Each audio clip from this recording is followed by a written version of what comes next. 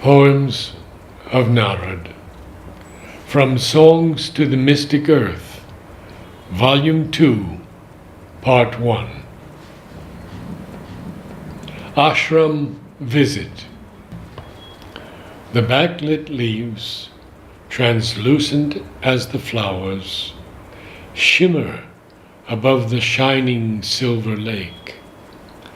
Soon my days will shorten into hours, for the spirit's journey I must undertake.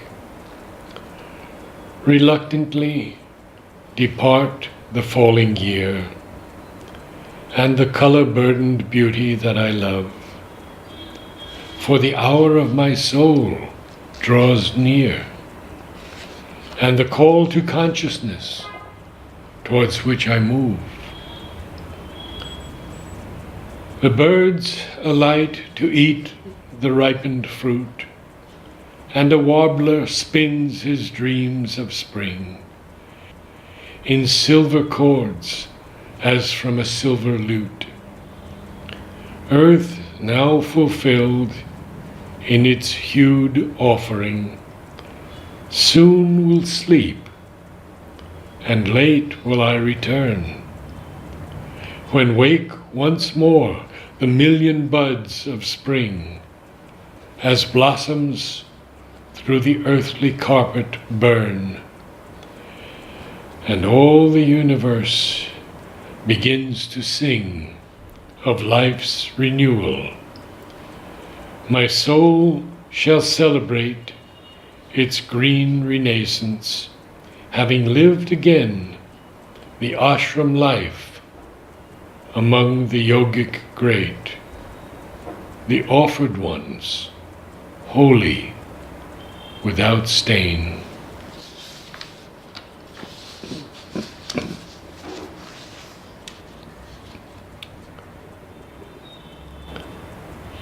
Bumblebee. My hawk's loud greeting echoes through the sky as songbirds weave their springtime melodies. The mind subdued, I feel out of me fly my soul among the flowers and the trees. There are times when we are showered with earth's gifts, and even in the darkness see the light. A streaking star the mortal spirit lifts, and we perceive the world with second sight.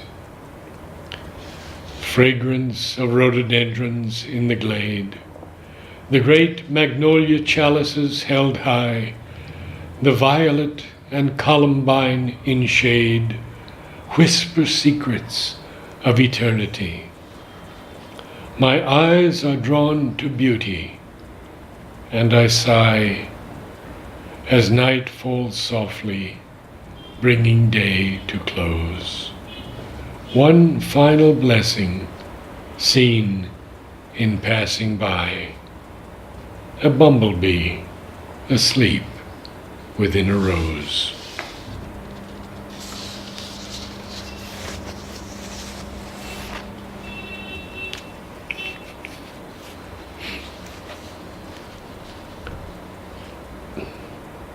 Of diviner things, the Kingfisher.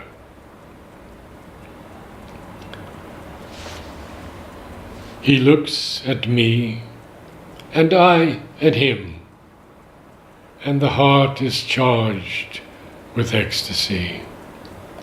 As he flies from limb to golden limb, the air is signed with poetry. Surveying the shallow pools below, he dives a bolt of flashing blue, and all my soul retains the glow, ethereal, of feathered hue, that rises up a colored prayer, as once such beauty filled the skies, and melodies upon the air were heard in halls of paradise. Orpheus on his singing lute caressed the softly yielding strings as Krishna played upon his flute, a music of diviner things.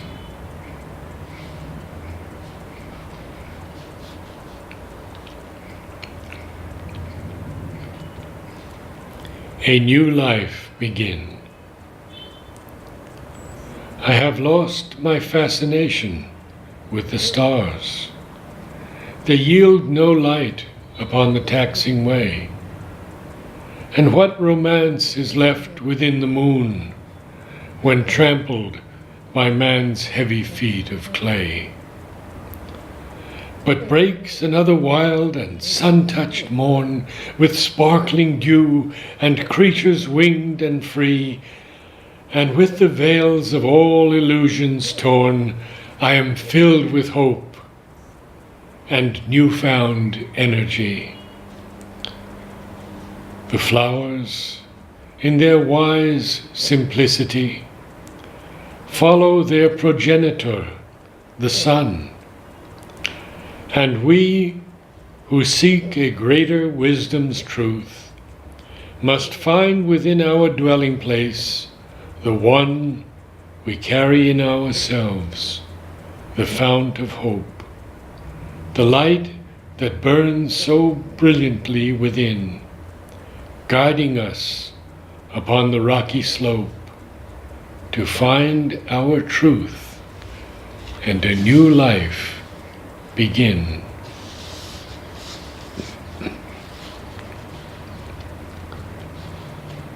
Mallard Friend 2. Returning late at dusk, I heard her cry. In pain she stood, and long awaited me. I saw the damaged leg, the clouded eye, and listened to her murmur plaintively. Trustingly she comes, and does not fly, as I approach, bearing her daily food.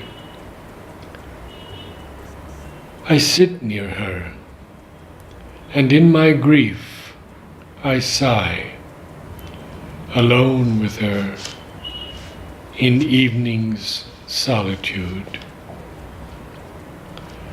This morning, limping, she has come again, and carefully I offer her the tray. I cannot gauge the measure of her pain, or know if she will somehow last the day. The males arrive, and seeing her distress, crush her in their frantic haste to mate. She bears in silence their aggressiveness, for in the genes the need to procreate is strong as the desire to survive. And so this life, through pain, must still prevail, knowing that greatest bliss is to live. We bear with death and bear our long travail.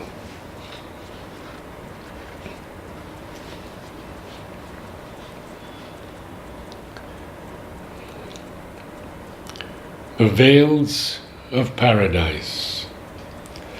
I would tell you of the wonders that the earth has shown to me, of the trilling of a meadowlark or cosmic symphony, the stirring of the conscious soil, the planting of a seed, or the harvest of the inner fields, the psychic being's meed, and the fragrance when the soul departs to find its homing tree. All these and more, my songs of life and love would sing to thee. I could tell you of mountains and the silence I have known in the hush of orange sunset when the birds have lately flown, of the sweetness of the lily and the magic of the rose, and all my youth's and manhood's joys and trials I would disclose, or tell you tales of wandering until the stars wore thin, and when the sun, illumining my days of dark, broke in. Yet I shall tell you none of these, but look into your eyes and see beyond those moon-like orbs the Vales of Paradise.